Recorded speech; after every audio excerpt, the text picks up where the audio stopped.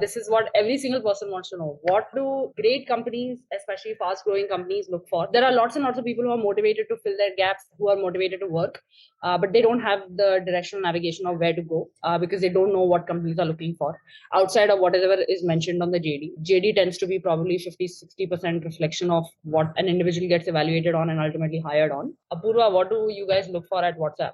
Actually, across Facebook, if you see, right, like the center of everything Facebook does is like people, connecting people.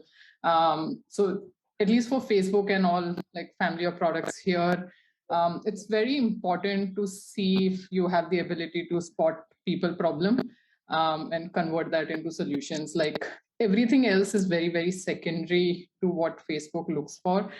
They always look for around you, can you spot people problem, which could be same as, hey, there's a single mother, she can't find nanny around her. It could be anything, but like how can you like craft them and spot like problems of people around you? That's Finding like user pain points. Yeah, and very, very specifically, like they don't bucket, like generally, like it's not so much about, hey, this is a customer, this is a merchant, because if you see, right, like these are all social media products. It's like that's like the first criteria, like are you great at spotting people problems, and then converting into compelling solutions, which because that's the space Facebook is in. The other two things that are important at Facebook are, one is what's known as leadership and drive. So Facebook is a very bottoms up culture. So individual teams have the right resources, and it's fundamentally built on the philosophy that people closest to the problem know the problem. So you're not expecting Mark to tap on your shoulder every day and be like, hey, go build this. You're expected to tell, Mark, we spoke to 20 people, here's a problem, or this is what we're seeing in data, which means they're definitely inherently looking for people. And this is true both across engineering and product, which is, do you have that drive to pull these solutions? If you spot a problem, will you care enough to take it to the finish line? Will you, take your viewpoint to others and rally around it? So can you spot the right problem? Can you rally around it? And the third important one is, how do you collaborate with others? Again, because it's like a bottoms up culture, it's rarely happens that hey, here's a product, here are 1,000 people, go build it. It's going to be, hey, here's a problem we have spotted, here's a designer who cares about this, here are 6 engineers who care about it, here's our MVP, we want to take this to market, or like can we get 3 months to build this out? So those are things that are which are like fairly important, at least at Facebook.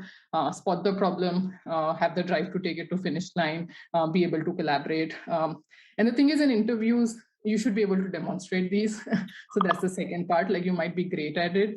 So it does need a little bit of some sort of preparation to look back at your experience and bring out those stories out, which bring out that, hey, I'm good at collaboration, but how do I tell somebody that I'm good at collaboration? Yes. They'll learn once I'm in the company, but you have to consciously definitely prepare and bring out those experiences so that you can share the most valuable story from your last whatever years of experience and bring it out. And these are the ones Facebook would definitely look for. What about Vivek?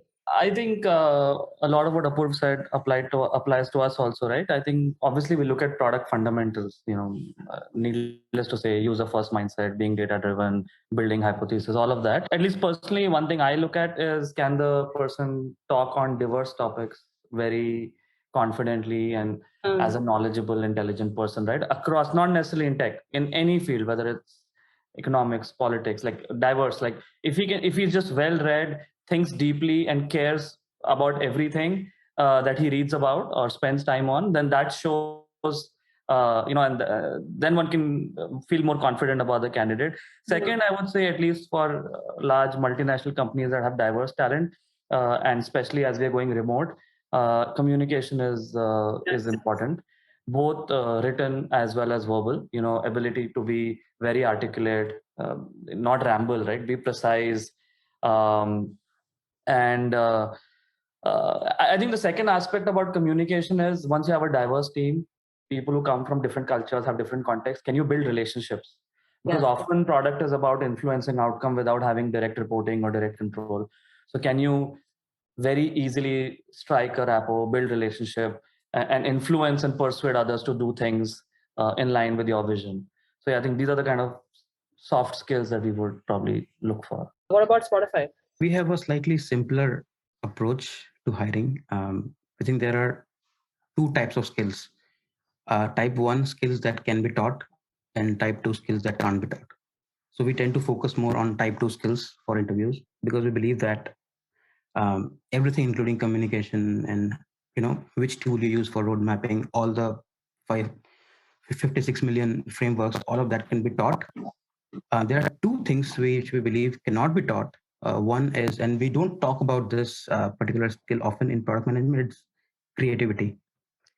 I love working with people who have come from very diverse backgrounds. When I was working in India, I think 70% of PMs in my team were engineers. When I work here, I have people who never went to school, people who have studied filmmaking, and it's creativity does not just mean like Bollywood movies. It's creativity every day in your work. I think that is one thing that we really look for.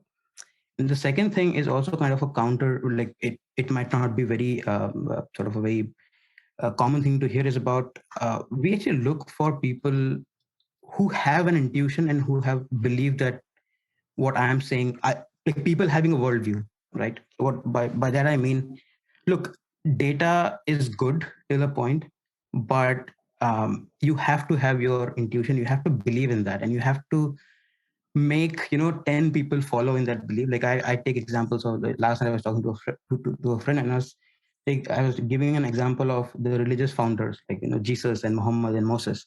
Like they had a worldview, right? And they were able to make billions of people follow their own worldview. I see PMs as that. Like you maybe not at that scale, but at a very mini scale, you got to have a worldview, and you got to make some people follow that, and also be humble enough to know that you're not going in the right direction, kind of change from that. So as I would say, when we look at people, we don't look too much into how well they speak, how well they are with the frameworks. We look at things that cannot be taught, which are how much do you believe in intuition? Are you humble enough to kind of change your point of view? And the most important thing is creativity. Like, are you really creative? Like, give me examples of things that you have done where you have really been creative and done something different.